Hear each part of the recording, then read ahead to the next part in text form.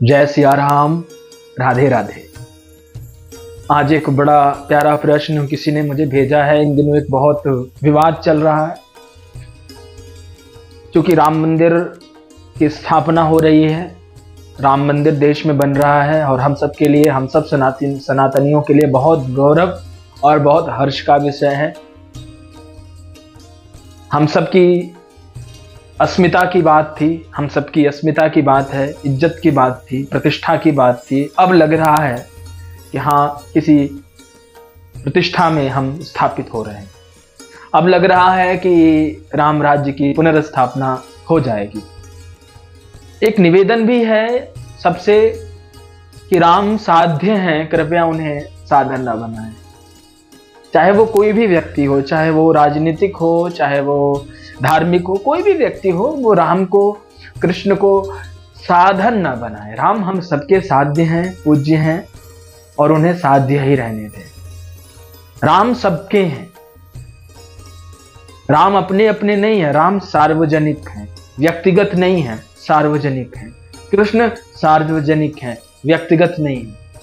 व्यक्तिगत आपका नजरिया है, लेकिन आपकी व्यक्तिगत परिभाषाएं ना राम को परिभाषित कर सकती हैं, ना ही कृष्ण को परिभाषित कर सकती हैं। मैं देखता हूं देश में लोग अलग अलग तरीके के कार्यक्रम आयोजित करते हैं। मैं नाम नहीं लूंगा, लेकिन उसके अपने अपने हेडलाइंस दे देते हैं। आपका अपना नजरिया हो सकता है और वो आपका जो नजरिया है वो राम को परिभाषित नहीं कर सकता, क्योंकि राम राम के ही जैसे हैं। राम की तुलना किसी से की ही नहीं जा सकती। तो राम को आपकी नजरें कितना देख सकती हैं जो आप ये घोषित कर देंगे कि ये राम अपने हैं। राम व्यक्तिगत नहीं है, राम व्यक्ति नहीं है, राम दृश्य नहीं है, राम तो दृष्टा है। राम का कोई परिचय नहीं है, क्योंकि परिचय दृश्य का होता है, दृष्टा का नहीं होता। तो खैर, कभी हम आपसे राम पर बोलेंगे, राम पर कुछ कहेंगे। भगवान राम की इस स्थापना काल में, इस हम देश के अमृत महोत्सव में हम सभी प्रवेश कर रहे हैं और ये हम सबके लिए बहुत गौरव की बात है, बहुत आनंद की बात है। और मन कितना प्रफुल्लित है, चेतना हमारी कितनी प्रफुल्लित है, ये हम व्यक्त भी नहीं कर पा रहे हैं।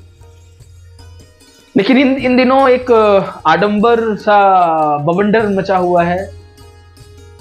कुछ लोग नई नई चीजें लेकर के आते हैं सामने। अब कोई इन दिनों एक सज्जन है जो कहते हैं कि राम जी शिकार भी करते थे और मांस भी खाते थे और तरह तरह की बातें।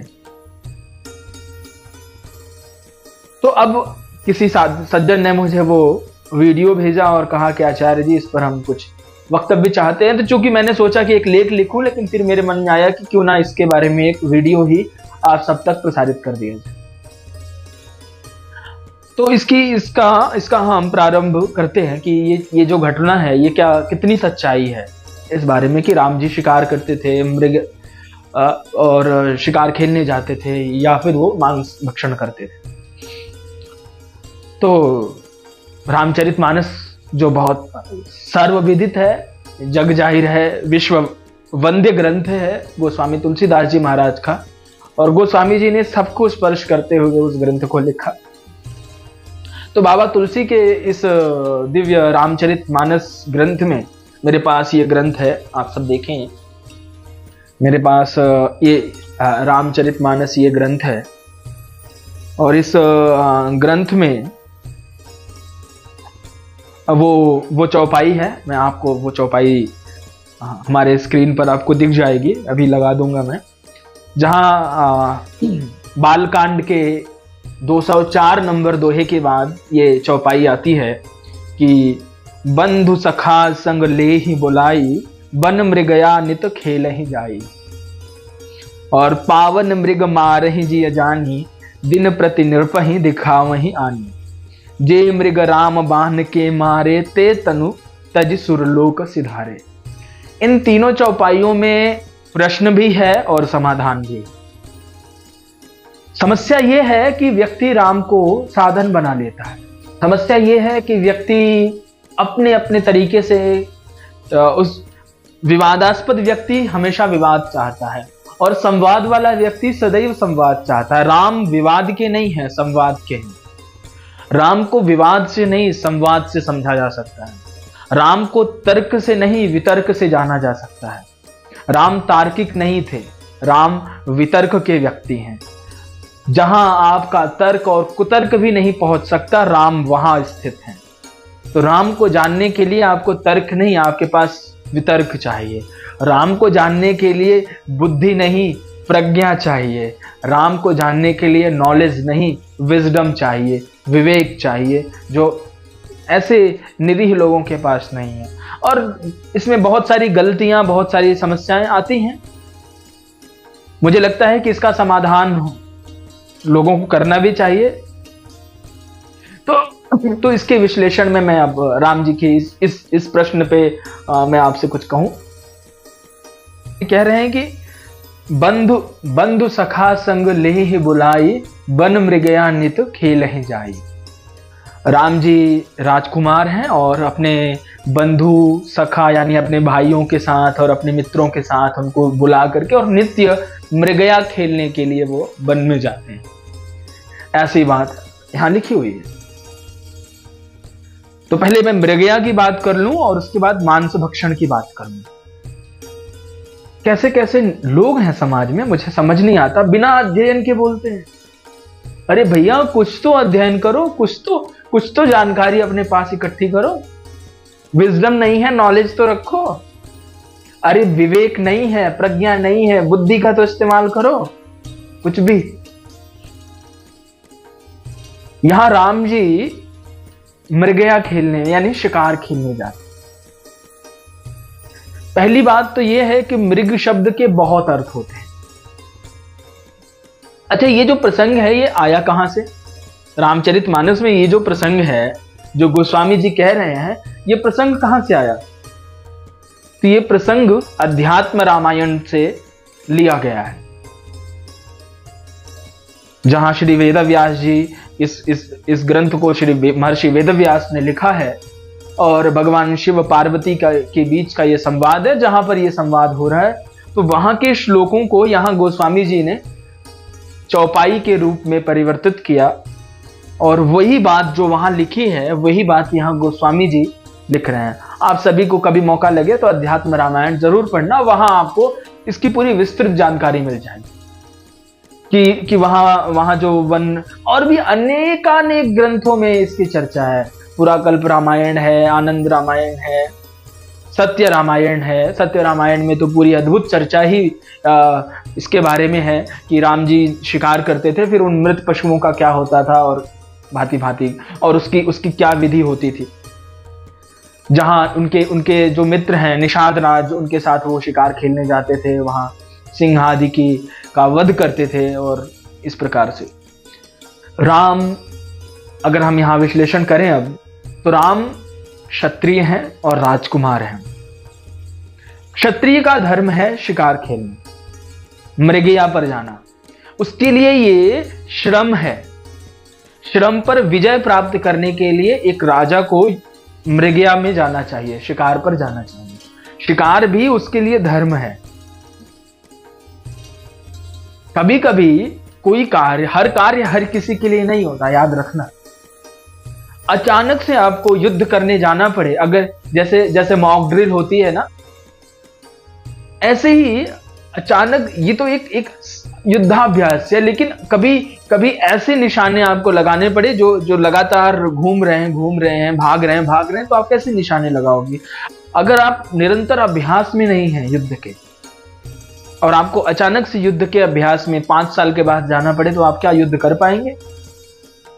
अगर आपकी कोई चीज व्यायाम आपके अभ्यास में नहीं है, तो यहां जो मृगया है, मृगया व्यायाम के जैसा है।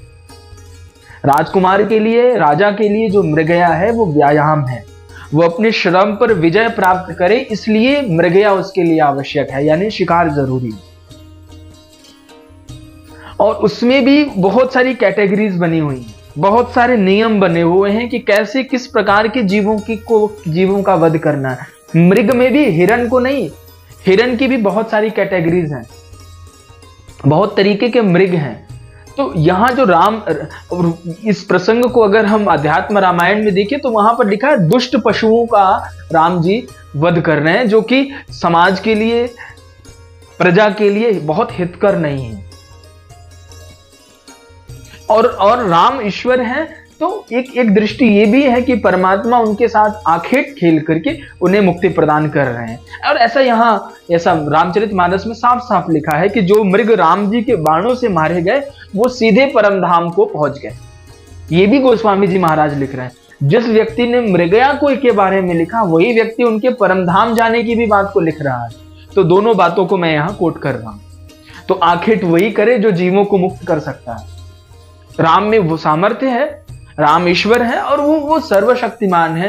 तो मुझे लगता है कि वो अगर ये कर भी रहे हैं तो इसमें कोई हम आलोचना नहीं कर सकते, क्योंकि हमारी बुद्धि में इतना सामर्थ्य नहीं है कि हम राम की आलोचना कर सके। लेकिन अगर हम लौकिक दृष्टि से भी समझे तो ये गलत नहीं है। वो एक राजकुमार है, राजसीय परंपरा में है, तो वो मृगया कर सकते हैं। अगर किसी जीव की आप हत्या कर रहे हैं, वध कर रहे हैं मृगया में, और उसके पीछे आपका जो उद्देश्य है वो रक्षा का उद्देश्य है, व्यायाम का उद्देश्य है, ना कि आपको उस मृगया की लत लग गई हो। हमारे यहाँ दोनों बातें हैं। शिकार के पक्ष में भी बातें कही गई हैं, जहां पर शिकार आप खेलने जा सकते हो, और उसका विरोध भी किया गया है। कुछ शास्त्रों में उसके विरोध की भी बातें लिखी हैं कि आपको शिकार पे नहीं जाना चाहिए। वो इसलिए लिखी हैं जैसे कि काम का विरोध भी है, और भगवत गीता में भगवान कह रहे हैं धर्मा विरुद्धो भूतेषु कामोऽस्मि भरतर्षभ। काम के बारे में, काम को पुरुषार्थ चतुष्टय भी कहा जाता है, और काम का विरोध भी है। दोनों बातें कही गई हैं। तो कौन से काम का विरोध है? व्यभिचार रूपी जो काम है उसका विरोध है। तो वैसे ही एक राजा के लिए शिकार लत नहीं लगनी चाहिए, उसको द्यूत की लत नहीं लगनी चाहिए। उसको इन्हें अभ्यास होना चाहिए इस चीज का, क्योंकि एक राजा है और इन्हें 10 तरीके के राजाओं से मिलना पड़ता है, राष्ट्राध्यक्षों से मिलना पड़ता है। तो इन्हें हर तरीके का एक अभ्यास, एक अनुभव इनके जीवन में होना चाहिए। इसलिए इन राजाओं के लिए शिकार आवश्यक था। तो राम यहाँ एक राजा भी हैं, ये भी हमें देखना है। मनुष्य रूप में मर्यादा पुरुषोत्तम है राम। तो समय समय पर अनेकानेक ऋषियों ने उनके मर्यादा का भी उन्हें स्मरण कराया है। और यहाँ राम एक राजा है, एक राजकुमार है। तो हर राजकुमार को युद्ध के लिए सदैव तैयार रहना चाहिए। तो उसके लिए जो शिकार है, जो मृगया है, वो एक युद्धाभ्यास है।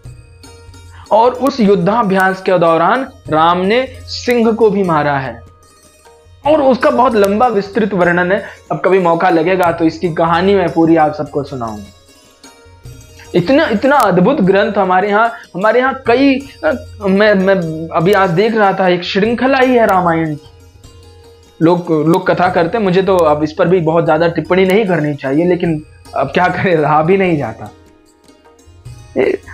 लोग इतनी कथावाचक है, लेकिन कोई इसके बारे में बात नहीं करता। कोई कथा ही नहीं सुनाता इन सब चीजों की। इतनी कथाएं हैं और सारे शास्त्र हमारे अनावृत हैं। ये जो समाज में कंफ्यूजन है, ये जो समाज में दुविधा है, ये दुविधा इसलिए है क्योंकि सत्य बात, ठीक बात किसी के सामने कही नहीं जाती। कथा होती है, वहां बीच में झांकी निकाल देंगे, बीच में नृत्य गाना शुरू कर देंगे, कुछ चलता रहता है, लेकिन जो मूल बात है, जो मौलिक बात है, वो तो कोई नहीं करता। समाज जिसमें भटक सकता है, अब लोग भटक गए। बहुत सारे लोग हमसे पूछ रहे हैं राम जी भी ऐसा करते। अरे भैया, राम जी के विस्तृत रूप हैं। यहाँ पर राम जी एक राजकुमार हैं, और राजकुमार के साथ साथ उनके लिए जो मृगया है वो एक श्रम है। वो थक ना जाए, अपने परिश्रम, अपने श्रम पर विजय हासिल करने के लिए, एक्सरसाइज के लिए, व्यायाम के लिए वो मृगया में जाते थे। और हर दिन वो किसी की हत्या नहीं करते थे।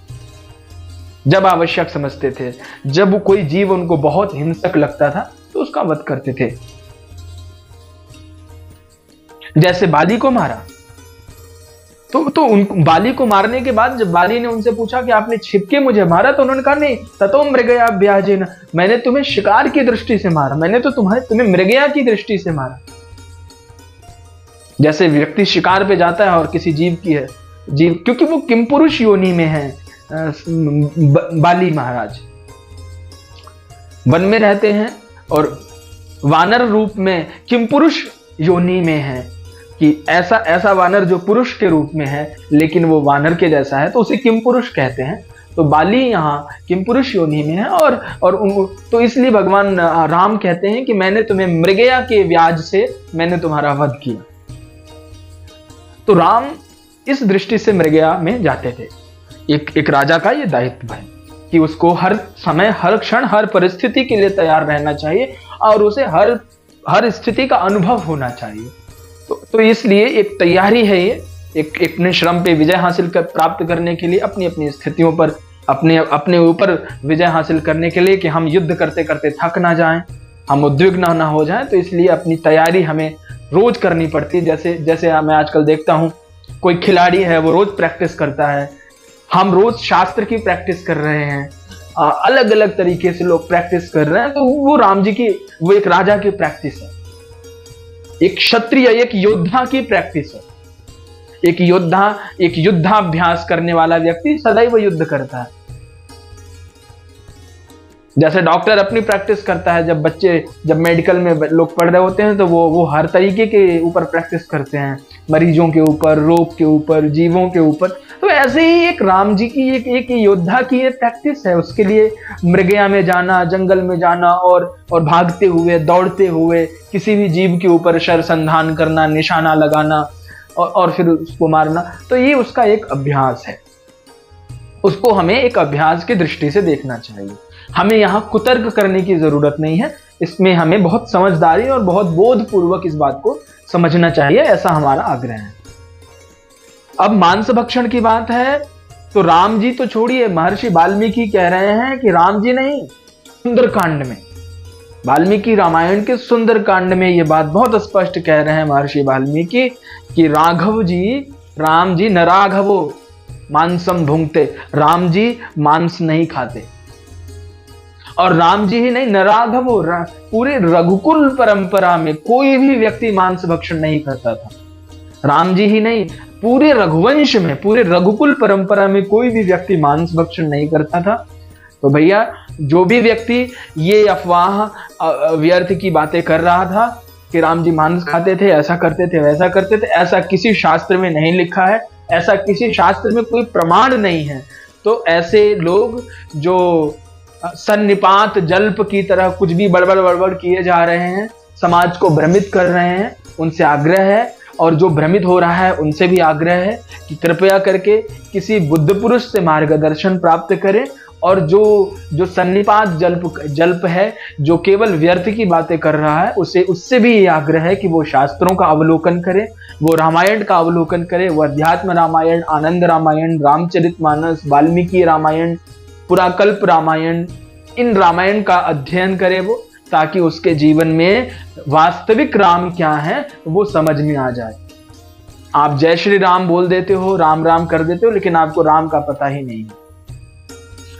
तो इस परिप्रेक्ष्य से यहाँ पर इस घटना को देखना चाहिए।